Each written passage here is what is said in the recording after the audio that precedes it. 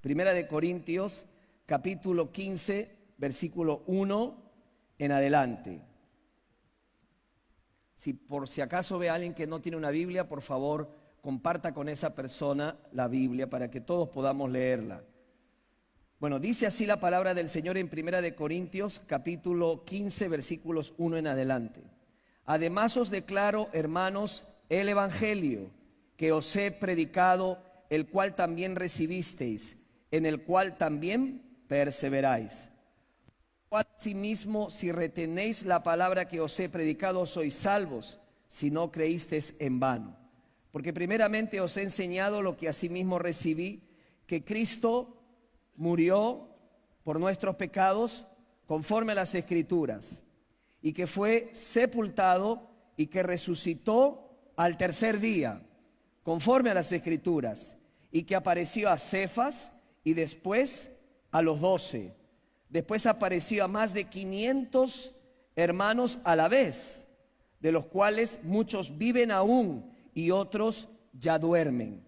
Después apareció a Jacobo, después a todos los apóstoles, y al último de todos, como a un abortivo, me apareció a mí. Oremos.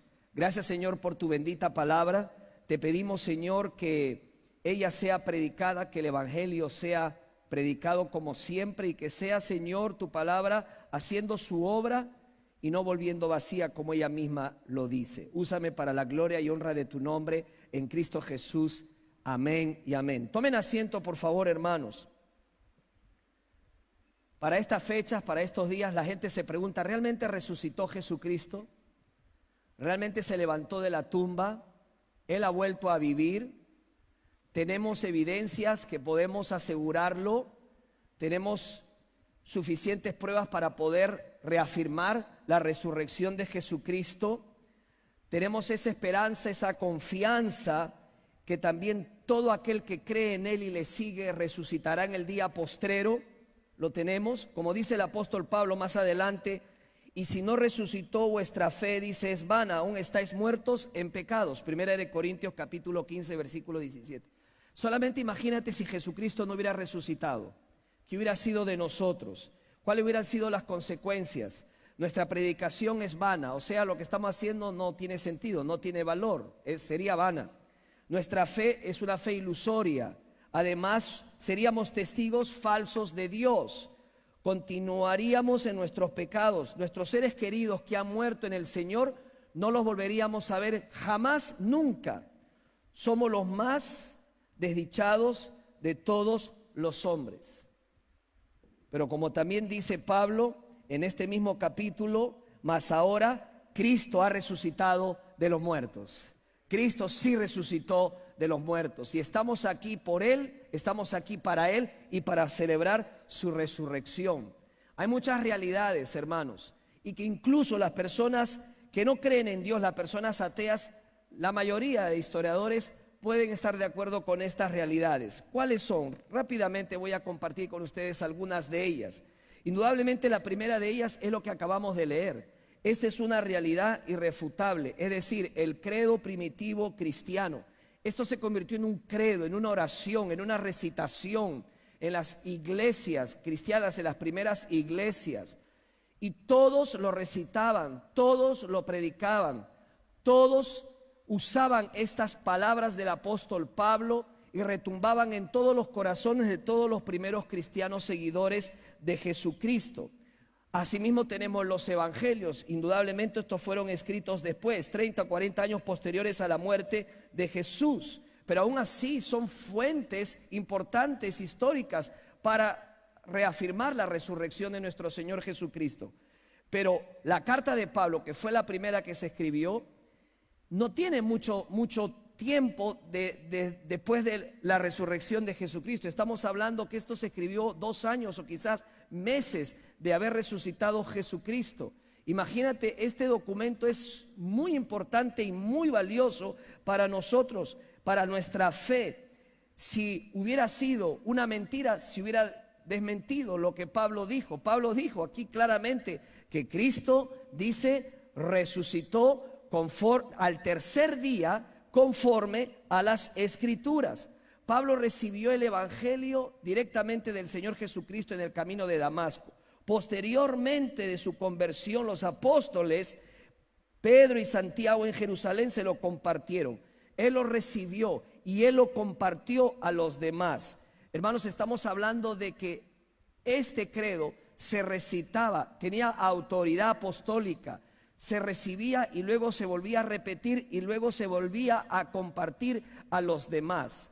Es una evidencia, es una realidad histórica este credo, muy primitivo, muy reciente después de la resurrección de Jesucristo. Pero hay otras realidades. Podríamos hablar de que la mayoría de historiadores aceptan el hecho histórico que Jesucristo realmente murió y fue sepultado.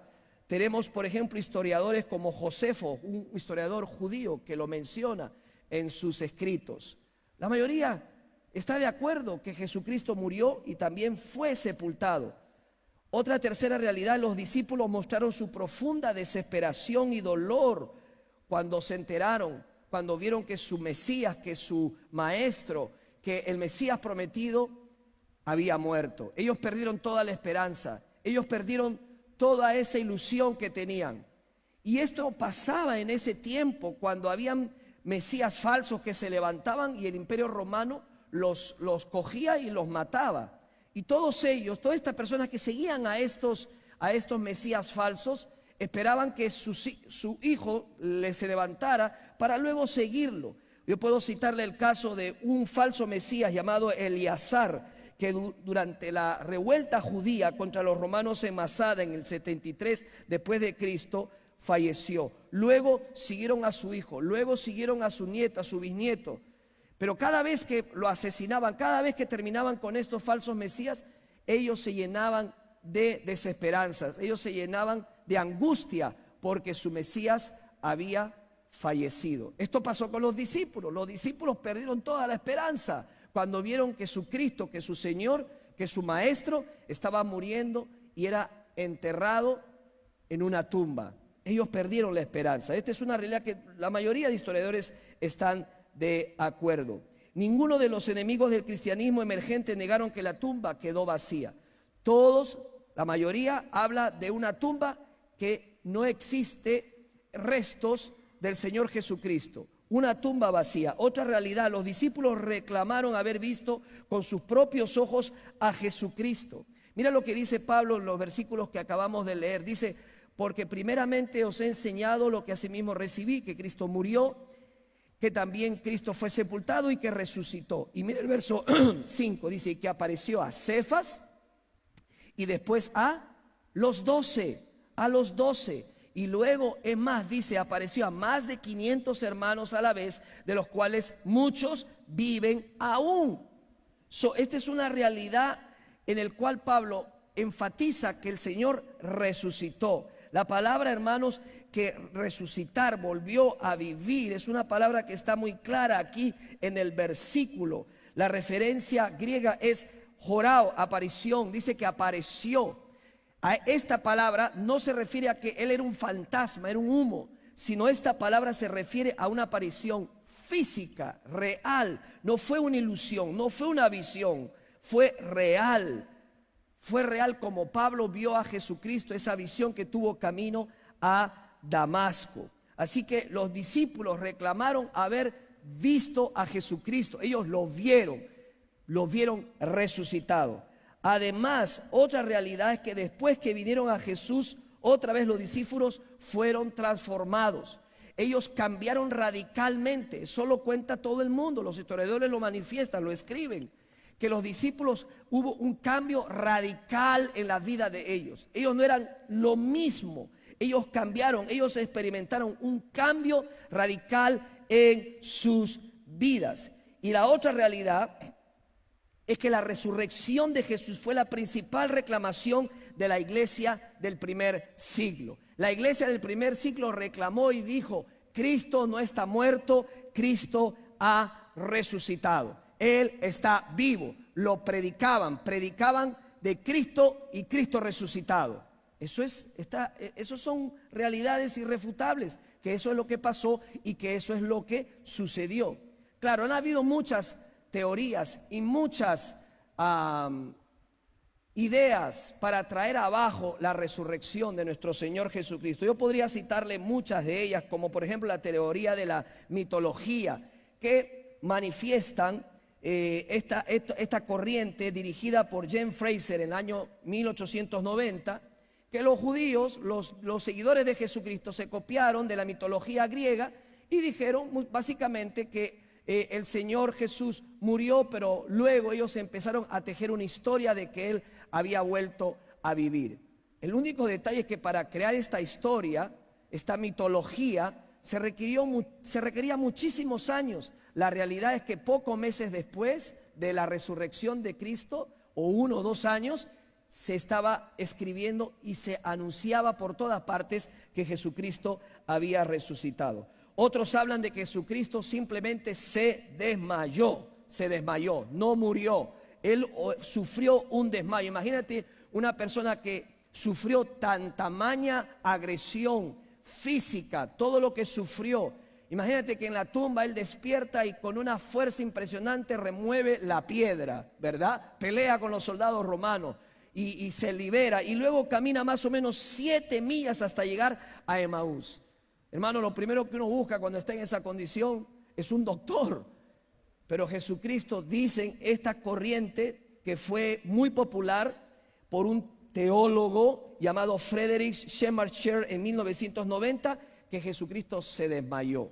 Indudablemente esto tiene que tener uno más fe de creer que Jesucristo se desmayó. Los romanos sabían cómo matar gente, hermanos. Si hay algo que se especializaban los romanos, eran de matar a las personas que ellos tenían asignadas para quitarle la vida. Prueba de ello es que a Jesucristo no fue necesario, ¿verdad?, que se le quebraran sus piernas, porque para un romano, un soldado romano, para verificar que esté muerto y bien muerto, el criminal le rompían, le cortaban, le doblaban las piernas, le quebraban las piernas. A Jesucristo no lo tocaron, porque indudablemente ellos estaban seguros que Jesucristo había muerto en la cruz.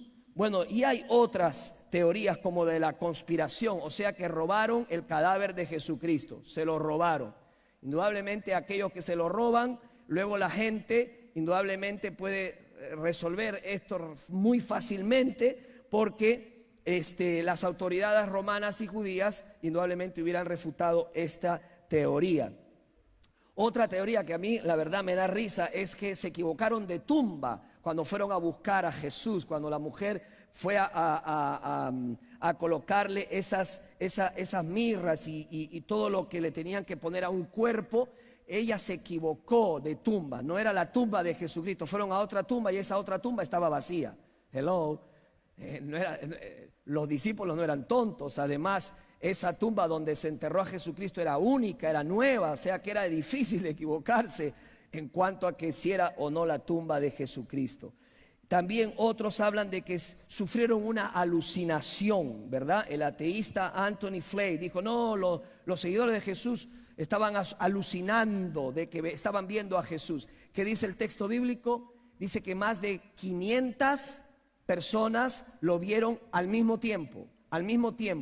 Y dice el texto, aún algunos todavía ¿qué?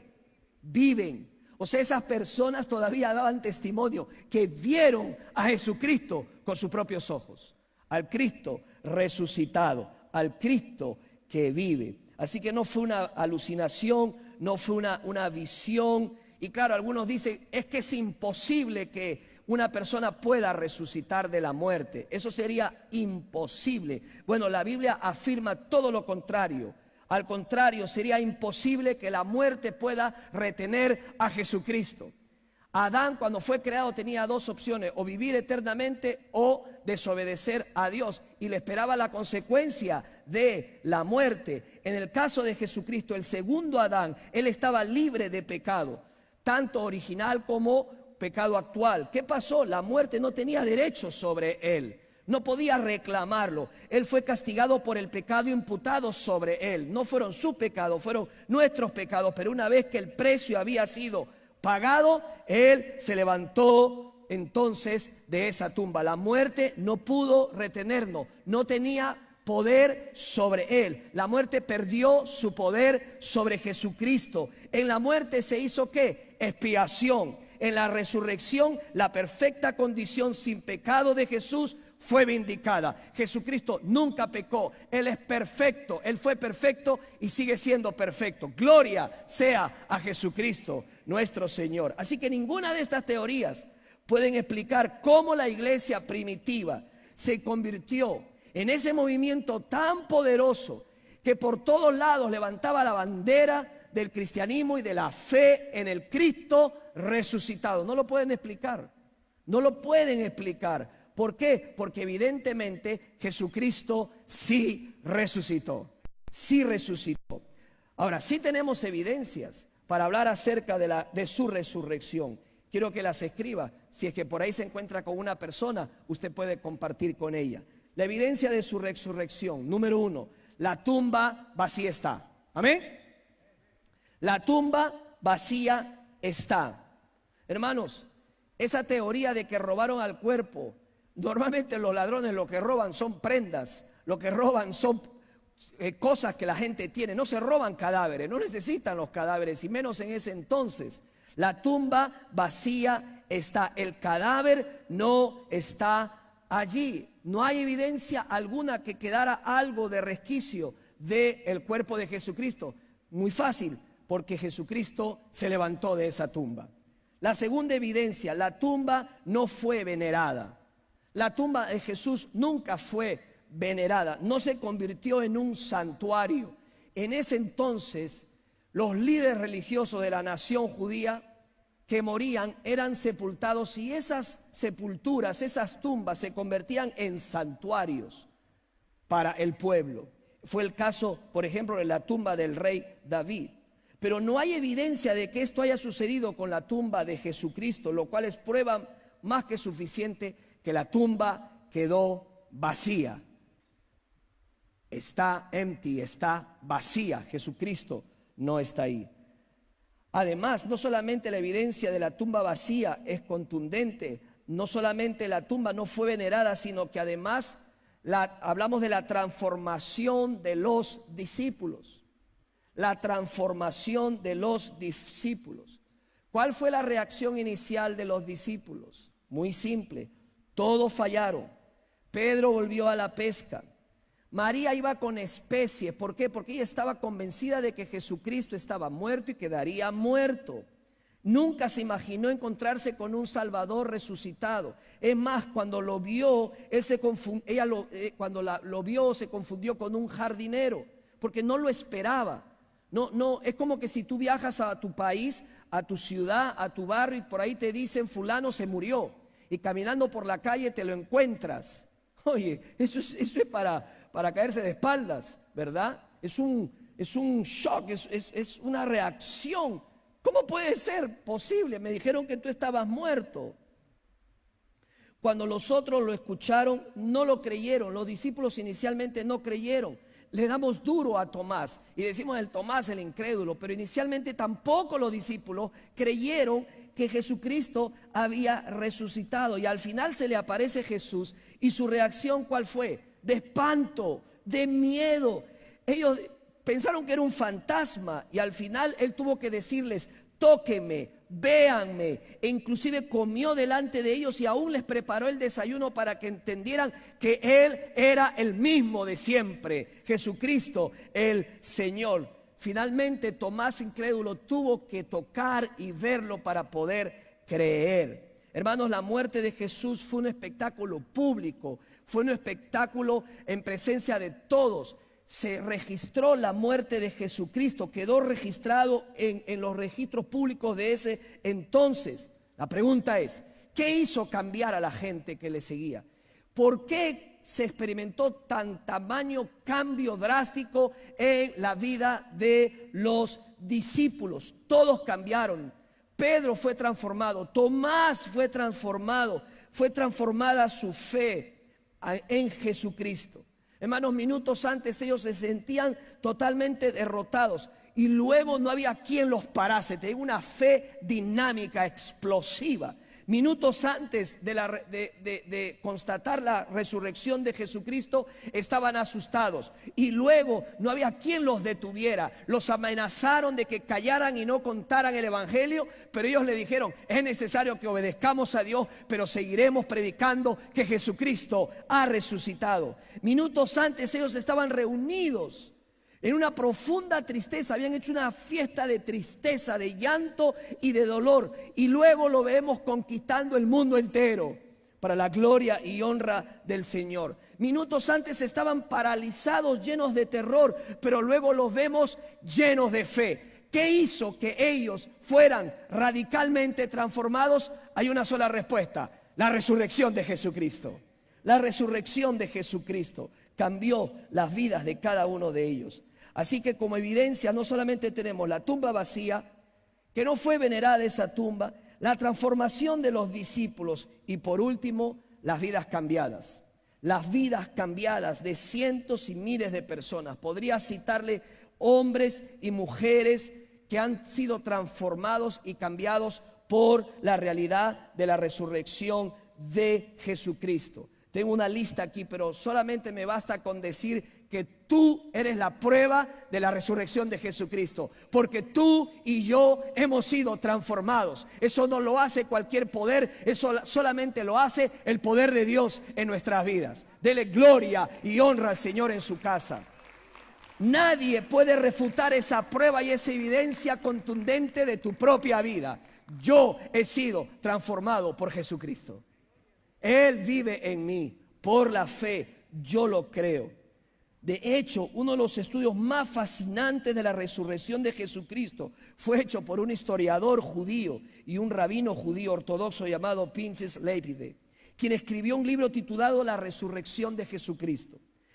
Con una perspectiva judía, escuche la conclusión de este hombre. Dice: acepto la resurrección del domingo de Pascua no como una invención de la comunidad de discípulos, sino como un acontecimiento histórico. ¿Escuchó? Un acontecimiento histórico. Sin embargo, el doctor Lepide no creyó que Jesús es el Mesías judío. Así que con esto, hermanos, damos prueba de que Jesucristo resucitó, que la muerte ha sido conquistada. Cuando el Señor se levanta de esa tumba, la muerte dejó ser un maloso, un malo del barrio. Quedó debilitada la muerte porque Jesucristo la venció. Y la Biblia dice: cuando tú crees en Jesucristo, aunque mueras, vivirás. Aunque mueras, vivirás. Nuestra esperanza está en la resurrección de Jesucristo. Y nosotros creemos que algún día nuestros cuerpos serán resucitados en el día postrero. Jesucristo venció. Si Jesús resucitó de los muertos, entonces ¿dónde está ahora? ¿Dónde está ahora, hermanos? Déjeme decirle, está a la diestra de Dios Padre. Y dice la palabra del Señor que dice exactamente lo que está haciendo.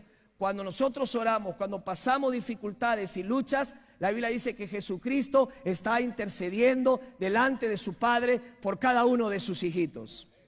Él clama a su Padre por ti y por mí, día y noche. Y la Biblia dice que Él está preparando todos los acontecimientos y un lugar en el cielo para reunirnos con Él.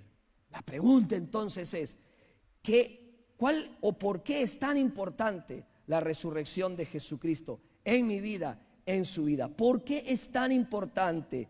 Bueno, le voy a dar 3 buenas noticias de cómo la resurrección es tan importante en nuestras vidas. Porque gracias a la resurrección, mi pasado está perdonado. Amén. Gracias a la resurrección, mi pasado está perdonado. ¿Alguna vez has empezado un proyecto y no lo has acabado? ¿Alguna vez has empezado a pintar ese cuarto, esa casa y lo has dejado por terminar? ¿Alguna vez has empezado a hacer un arreglo y no lo has acabado? ¿Cómo nos sentimos? Culpables. Siempre estamos levantándonos y vemos esa pieza, ese cuarto, esa máquina, ese carro y decimos: ay, me siento culpable, ¿cuándo lo voy a acabar? Y encima de eso, que tu esposa te lo repita todos los días, desde que te levantas hasta que te acuestas. ¿Cuándo vas a terminar de cortar esa grama? ¿Cuándo vas a terminar de arreglar eso? Te lo he dicho, ¿verdad? Nos levantamos con ese rezo y nos acostamos con ese rezo. ¿Sabes qué? Mucha gente vive sus vidas con esa sensación de no ha completado, no ha terminado, no ha acabado lo que empezó. Se sienten culpables y dicen, ¿cuándo voy a pagar por estos pecados que he cometido? ¿Cuándo voy a saldar esa deuda que he cometido en mi pasado? La buena noticia es que alguien ya lo hizo, Cristo Jesús. Colosenses capítulo 2, versículos del 13 al 14, dice Colosenses 2:13. Cuando ustedes estaban muertos, diga muertos. Dice cuando estábamos muertos, dice en o por causa de sus delitos y en la incircuncisión de su carne, Dios les dio vida juntamente ¿con quién? Con Cristo, habiéndonos perdonado todos los delitos, diga todos, habiendo cancelado, diga cancelado, el documento de deuda que consistía en decretos contra nosotros y que nos era adverso, y los ha quitado de en medio, clavándolo en la cruz. Esta es buena noticia. Nuestra deuda está cancelada, hermanos. No hay algo en nosotros que pueda el diablo usar en nuestra contra. Jesucristo murió por todos nuestros pecados. Gloria sea a Él. Él dice que está cancelado todo récord de faltas que hayamos cometido por y en Cristo Jesús. Faltas emocionales, relacionales, pecados y toda cosa que hayamos cometido está cancelado. Está cancelado. Ahora, yo no sé cuántos de ustedes cancelan sus deudas. Levante la mano algunos que cancelan sus deudas. Los demás tienen tantas deudas que no pueden levantar su mano. ¿O no? ¿O me equivoco? Bueno, yo también cancelo deudas. Y cuando hago ese cheque, cuando cancelo esa deuda, yo ya me olvido de esa deuda. Yo ya no estoy pensando en esa deuda. Y si me preguntan, yo digo, ni me acuerdo. Ni sé dónde está el recibo. Lo que yo sé es que está, ¿qué? Cancelado. Lo que yo sé es que está pagado. Déjame darte una buena noticia. Cristo pagó por todas nuestras deudas. Cristo pagó por todos nuestros pecados. No hay uno que no haya sido cancelado, dice la Escritura. Mientras vivamos en este mundo y estemos revestidos de esta carne, enfrentaremos a un acusador que se llama Satanás. Hermanos, afortunadamente tenemos también un abogado defensor que responde a toda acusación diciendo simplemente: yo derramé mi sangre a favor de ellos. No hay una acusación que pueda levantarse en contra de él. He retirado sus pecados, como dice el Salmo 103:12. Como está de lejos el oriente del occidente, así alejó de nosotros nuestras transgresiones. Por eso es importante la resurrección de Jesucristo, porque cuando Él resucita, el Padre acepta, da evidencia que acepta el sacrificio por nosotros, y la resurrección nos trae ese beneficio de que nuestro pasado pueda ser perdonado, pueda ser perdonado. Eso es lo que dice Efesios capítulo 1, versículos 19 y 20. Dice que entiendan bien el gran poder con que nos ayuda en todo. Es un poder sin límites, dice, que Dios usó para resucitar a Cristo y darle un lugar en el cielo a la derecha de su trono. ¿Qué significa eso? Que no solamente nos ayuda para entender que nuestro pasado está perdonado, sino que además mi presente está cuidado. Amén. Mi presente, su presente está cuidado no por lo que yo haga o deje de hacer, sino por el poder del Señor en nuestras vidas. Ese presente, nuestro presente, está guardado y cuidado por Él. ¿Qué le preocupa? ¿Qué le quita el sueño? Ríndalo todo al control del Señor. Entrégueselo a Él todo. La palabra de Dios dice que su poder guardará nuestras vidas. Su poder guardará nuestras vidas. No podemos controlar todos los detalles de nuestra vida. Usted no puede pretender controlar todos los detalles. Muchas veces no sabemos qué sucederá en el futuro. Podemos angustiarnos. Yo no puedo controlar toda mi vida, todas las áreas de mi vida. Usted tampoco lo puede hacer, pero Dios sí lo puede hacer. Dios sí puede controlar toda su vida. Entréguele el control de su vida a Él y dígale: Señor, necesito tu ayuda. Señor, necesito tu ayuda. Muchas personas me han dicho: mi vida está fuera de control, me siento débil. Quizás usted está aquí diciendo: ya perdí la esperanza, se me fue de las manos esta situación, me siento débil para cambiar ese mal hábito, he adquirido un nuevo hábito, me siento débil para salvar esa relación, me siento débil para salvar mi matrimonio, me siento débil para sanar esa relación con mi hijo, me siento débil para salir de mis deudas, manejar mi tiempo, mi dinero. Tú nunca vas a poder vivir esta vida solo con tu propio poder. Necesitas un poder supremo, necesitas el poder de Dios. Eso es importante, por eso es importante la resurrección de nuestro Señor Jesucristo. ¿Por qué? Porque el mismo poder que levantó a Cristo de la tumba es el mismo poder que opera en los hijos de Dios. Todo lo puedo en Cristo, que me fortalece. Porque tengo el poder del Señor en nuestras vidas.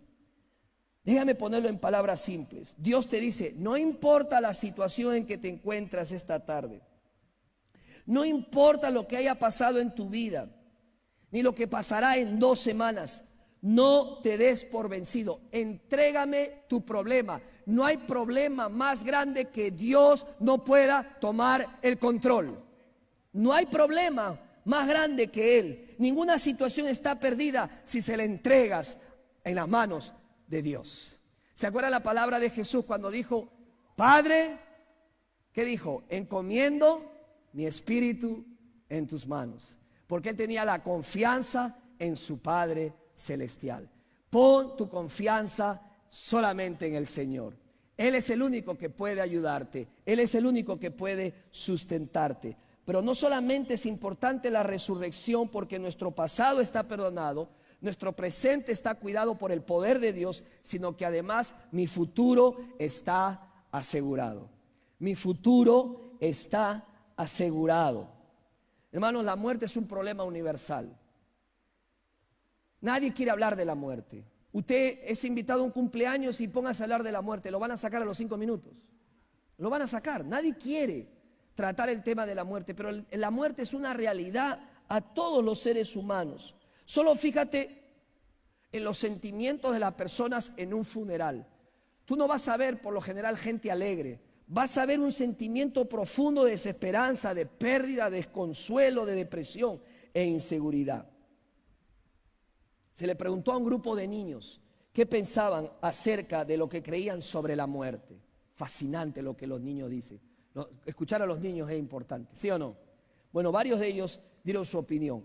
Una de ellas, Gilda, una niña de 8 años, dice: cuando tú mueres te colocan en una caja, en su entierro, y te colocan dentro del gras porque tú no te miras bien. Stephanie respondió a esta pregunta, dice: los doctores te ayudan para que no mueras hasta que pagues sus cuentas. Marsha, 9 años, cuando tú mueres, tú no tienes que hacer tareas en el cielo, y menos tu profesor no estará allí. Raymond, 10 años, un buen doctor te ayudará a no morir, un doctor malo te enviará al cielo. La verdad, hermanos, es que todos tenemos que enfrentar la muerte.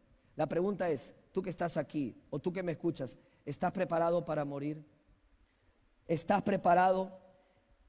La verdad que todos nosotros tenemos un sentido interno de que esta vida no es todo, que estamos de paso, que podremos vivir 60, 70, 80 años, pero viene una eternidad. Dios nos creó con eternidad, el alma es eterna. Este es solamente, como alguien dijo, un preschool para lo que pasará en la eternidad.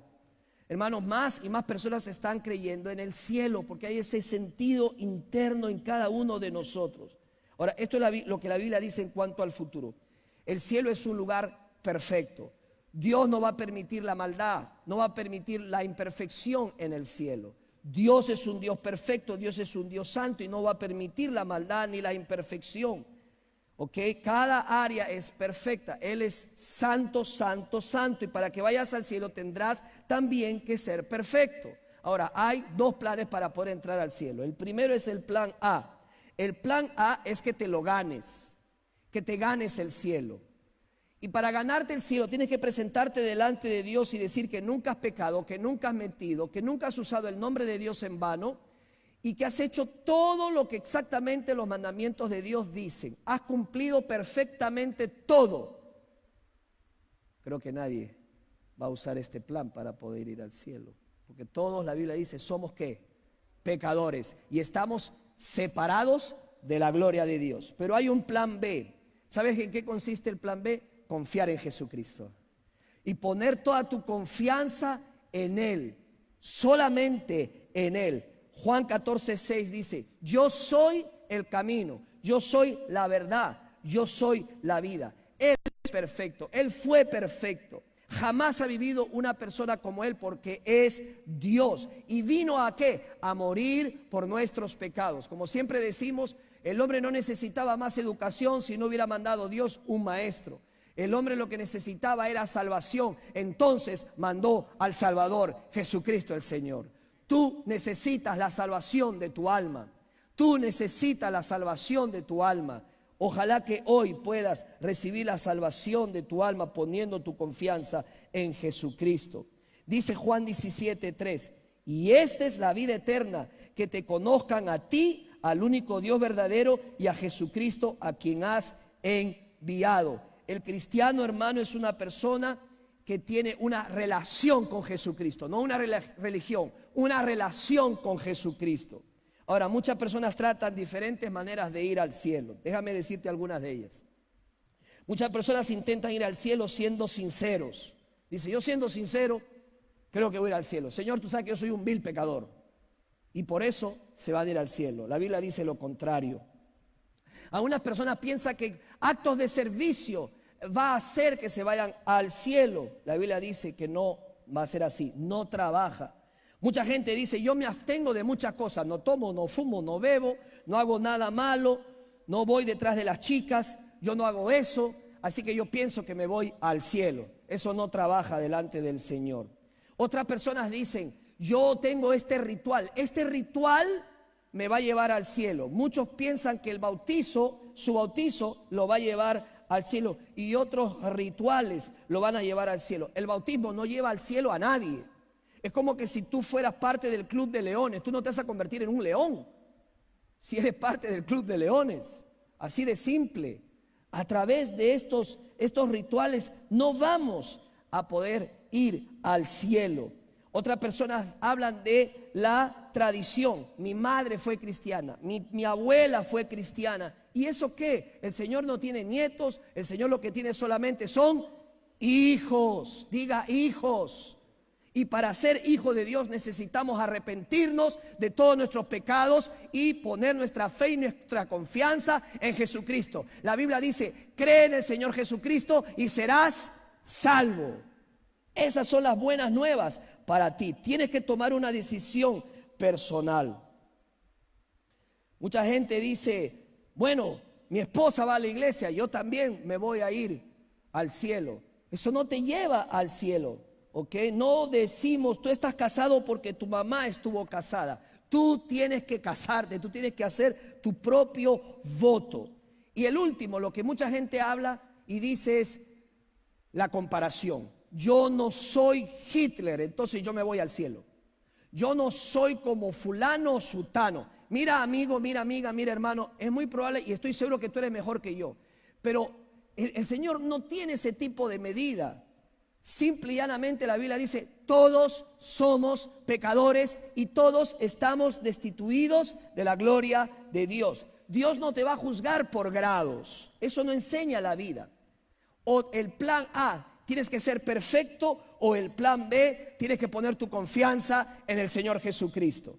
Primera de Pedro 1:3 dice, bendito sea el Dios y Padre nuestro Señor Jesucristo, quien según su gran misericordia nos ha hecho nacer de nuevo a una esperanza viva, mediante la resurrección de Jesucristo de entre los muertos. Dice una esperanza viva, diga esperanza. Eso es lo que nosotros tenemos, esperanza.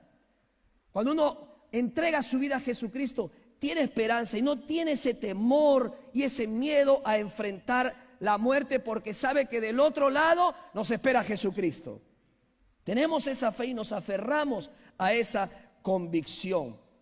¿Cómo puedes hacer para no tener miedo a morir? Pon tu fe en Jesucristo. ¿Te gustaría que tus pecados sean perdonados? ¿Te gustaría arrepentirte de corazón, no solamente de palabras, sino de corazón, y poner tu fe en el Señor Jesucristo como tu Señor y el Rey de tu vida, y hacerlo ahora mismo? ¿Hay algo que te impide tomar esa decisión crucial en este día? Tómala.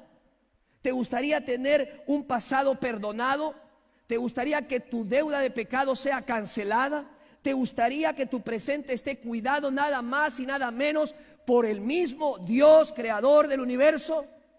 ¿Te gustaría, anhelarías tener un futuro seguro, pase lo que pase, suceda lo que suceda, nada te arrebatará de la mano del Señor? Si te gustaría todo esto, rinde tu vida a Jesucristo hoy. Si estás apartado del Señor, vuelve al Señor. Si tienes dudas de que vayas al cielo de una buena vez, toma tu decisión, arrepiéntete de corazón y pon tu fe en Jesucristo. Yo no sé usted por las razones que ha venido aquí. De repente vino acompañando a un familiar. De repente vino porque Sister, porque Nister, todos vamos a la iglesia.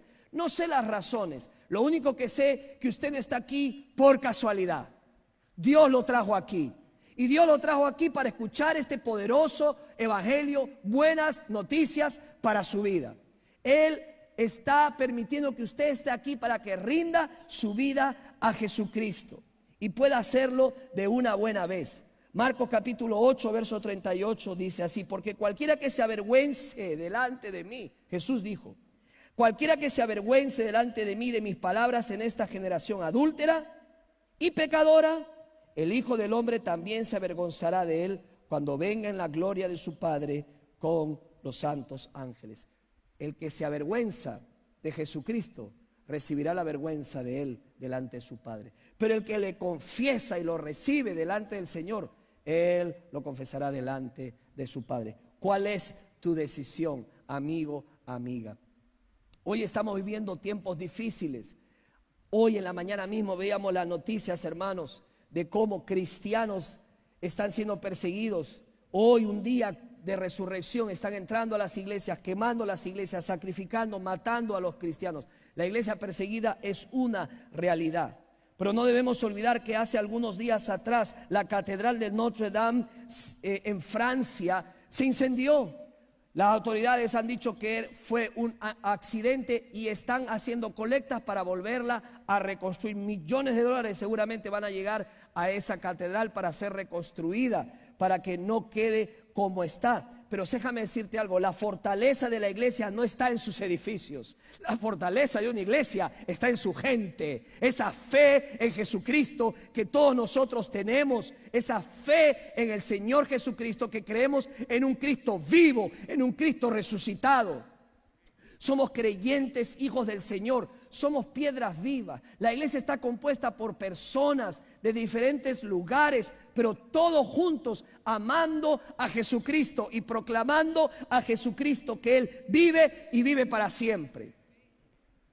Para terminar, leí esta historia de unos jóvenes que estaban jugando basquetbol y de pronto en la escuela uno de estos estudiantes vio a un conserje, a una persona que estaba atendiendo la escuela sentado con una Biblia en su mano. Le llamó la atención a este estudiante, dejó la pelota y se acercó a él para preguntarle: ¿qué es lo que lees? Leo la Biblia, le respondió. Oh, interesante, lees la Biblia.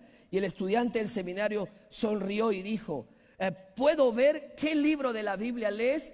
Y el conserje dijo: claro que sí. Y el estudiante se sorprendió. ¿Por qué? Porque estaba leyendo el libro de Apocalipsis. Y él le dijo: ¿el libro de Apocalipsis? ¿Tú lo entiendes? Y este hombre le responde: por supuesto que lo entiendo, respondió. ¿Qué significa?, preguntó el estudiante del seminario. El conserje sonrió y le dijo: significa que nosotros ganamos. Nosotros ganamos. ¿Por qué? Porque Jesucristo triunfó. Porque Cristo vive, porque triunfó, porque se levantó de la tumba, porque venció la muerte, hizo lo que tenía que hacer por nuestros pecados y hoy está dispuesto a salvarte a ti que todavía no lo conoces como Señor y Salvador personal. Entrega tu vida a Jesucristo.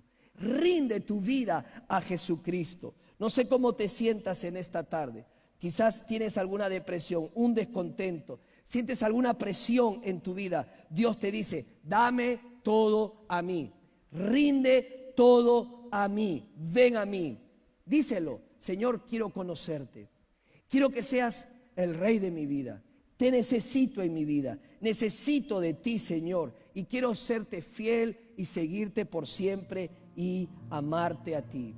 El Evangelio dice, porque ante todo les transmití a ustedes lo que yo mismo recibí.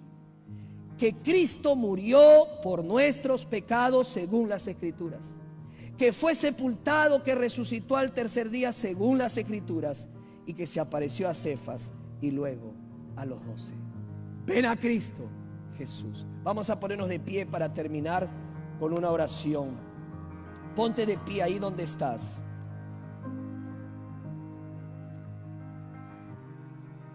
Es momento de darle respuesta a la palabra de Dios. Es momento de decirle a Jesucristo, entrego mi vida a ti. No nos conocemos, pero Dios sí te conoce. Y hoy, dice la Biblia, es el día de salvación. La buena noticia para ti es que Jesucristo ha muerto por tus pecados, conforme a la Escritura, conforme a lo que estaba planificado en las Escrituras.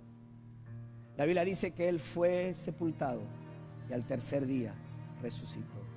Que la resurrección sea una realidad en tu vida. Camina en la resurrección. ¿Cómo? Entrega tu vida a Jesucristo y hazlo hoy. Hazlo hoy. Vamos a orar ahí donde estamos. Oh amado Jesús, gracias te damos por el día de hoy. Estamos de celebración porque celebramos el acontecimiento más importante de nuestra fe, la resurrección de Jesucristo. Señor, tú conoces las vidas que están aquí. Tú sabes, Señor, la necesidad que tienen. Tú sabes, Señor, conforme a lo que hemos dicho y lo que hemos enseñado, que hay quienes tienen un pasado del cual se avergüenzan, del cual no saben cómo saldar la deuda. Hay quienes, Señor, su presente les aterra, han perdido el control de sus vidas y ni hablar del futuro. Señor, que sea tu propio Espíritu el que traiga salvación. Usa tu palabra conforme a tu voluntad. Mientras que estamos orando, amigo, amiga, si estás aquí, es una excelente oportunidad para aceptar la invitación de Jesucristo. Quizás seas una de las personas que dudas de todo y has dudado aún de Jesucristo. No dudes más. Entrégale tus dudas a Jesús y pon tu fe y tu confianza en Él. ¿Quieres hacerlo? ¿Deseas hacerlo? Te pregunto, ¿qué te impide arrepentirte de tus pecados y poner tu fe en Jesucristo como tu Señor y tu Salvador? ¿Quieres hacerlo? Quiero ayudarte. Allí donde estás, cierra tus ojos. Y voy a intentar hacer una oración que calculo puede ser una oración que te ayude a hacer tu propia oración de entrega de tu vida. Ahí donde estás, cierra tus ojos y dile: Jesús, me arrepiento de todo corazón, de todos mis pecados. Tú conoces mi pasado y sabes lo que hice o lo que dejé de hacer. Pero hoy entiendo que tú saldaste la deuda de mis pecados. ¿Cómo? En la cruz, muriendo por mí.